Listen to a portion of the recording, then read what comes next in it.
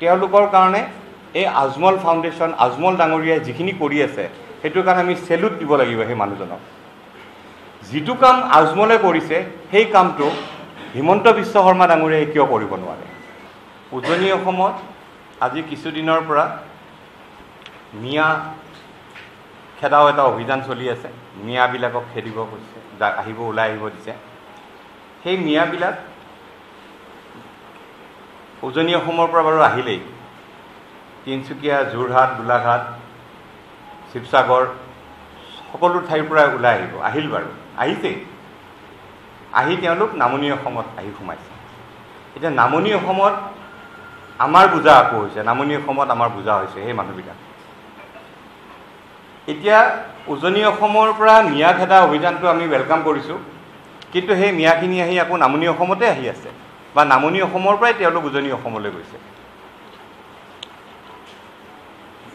মিয়া বুলি ক'লে বৰ্তমান আমি যিখিনি দেখি আছোঁ সেইখিনি হ'ল লেবাৰ, ইটা ভাটাত কাম কৰা, চব্জি বেপাৰী, মাছ বেপাৰী, কণী বেপাৰী,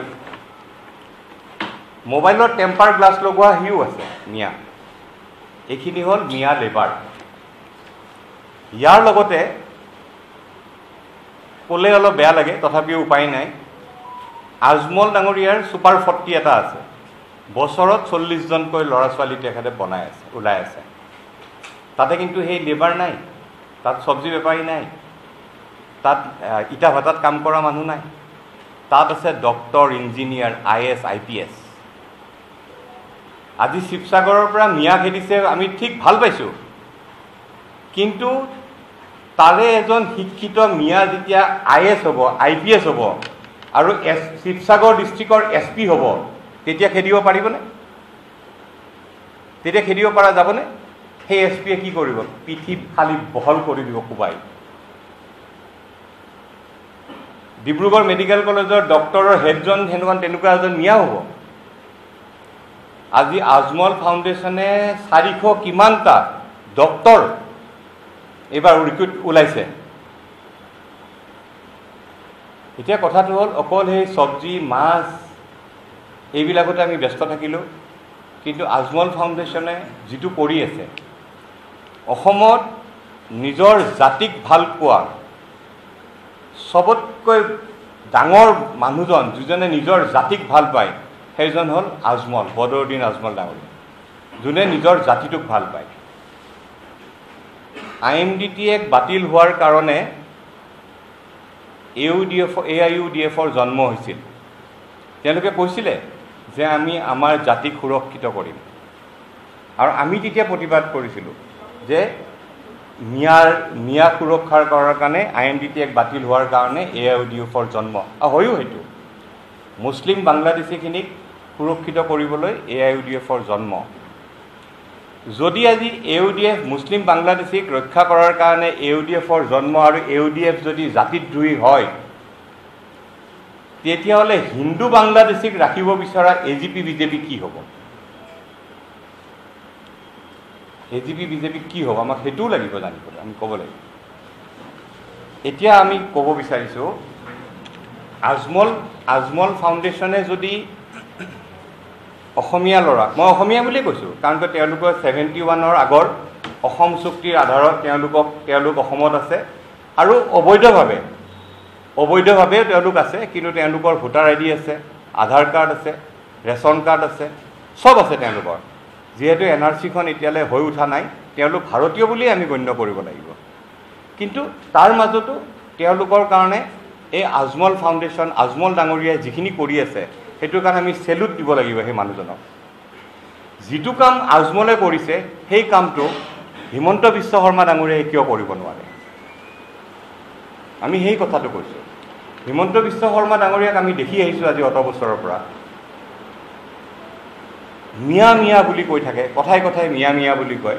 হিমন্ত বিশ্ব শৰ্মাই কিয় এই কামটো কৰিব নোৱাৰে? কিয় 50জন অসমীয়া ল'ৰা ছোৱালীক তেখেতে ফাউণ্ডেশ্যন খুলি পেলাই, দেউতাকৰ এটা ফাউণ্ডেশ্যন আছে, তেখেতৰ পিতৃৰ এটা ফাউণ্ডেশ্যন আছে, সেই ফাউণ্ডেশ্যনত কিয় 40টা বা 50টা অসমীয়া ল'ৰা যোন UPSC ক্ৰেক কৰিব, IAS হ'ব, IPS হ'ব, ডক্টৰ হ'ব, ইঞ্জিনিয়াৰ হ'ব, আমাৰ অসমত শাসন কৰিব, কিয় কৰিব নোৱাৰে? কাৰণ তেখেত ৰাজনীতিবিদ, তেখেতে নকৰে। তেখেতৰ পৰিবাৰে কিয় কৰিব নোৱাৰে? তেখেতটো এগৰাকী মহিলা, উদ্যোগী মহিলা, ৰিণিকী ভূঞা শৰ্মা। আমিতো নগণ্য, আমি খালি অনুৰোধহে কৰিব পাৰিম, আমি ক'বহে পাৰিম। তেওঁলোকে নকৰে। আমি দেখিছোঁ ইয়াতে জয়ন্ত বৰুৱা, স্বাধীন প্ৰতিদিন গোষ্ঠীৰ মালিক জয়ন্ত বৰুৱা, এজন অসমীয়া, অসমক ভাল পোৱা এজন অসমীয়া, উদ্যোগী মহিলা, আমাৰ মুখ্যমন্ত্ৰীৰ পত্নী ৰিণিকী ভূঞা শৰ্মা, তেখেতে কিয় কৰিব নোৱাৰে?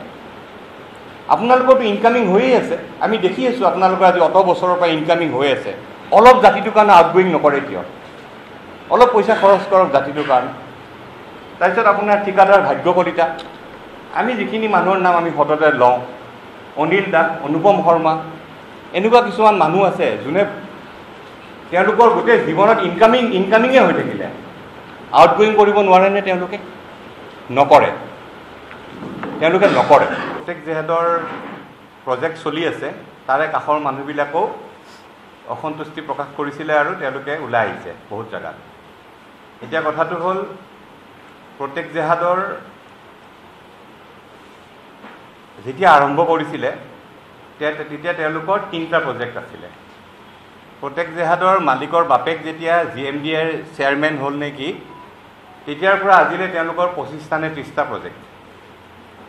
এতিয়া এনেকুৱা ধৰণৰ কিছুমান কথা, তেখেতৰ পত্নী, ল'ৰা ছোৱালীৰ গোটেই অসমত যিটো হাৰত মাটি বাৰী কিনিছে, সেইবিলাক কথা কৈ শেষ কৰিব নোৱাৰি। তাৰ কাৰণে আমি এটা জেহাদে ঘোষণা কৰিছোঁ। সময় লৈ আমি সকলো তথ্য ৰাজহুৱা কৰিম আৰু প্ৰত্যেক জেহাদৰ ক্ষেত্ৰত আইনী প্ৰক্ৰিয়াৰ মাজেৰে আমি যাম। আজি লগ হোৱাৰ কাৰণটো হ'ল এটা বেলেগ বিষয়। টেগলাইনটো আপোনালোকে পাইছে, আজমলে যদি পাৰে হিমন্ত বিশ্ব শৰ্মাই কিয় নোৱাৰে?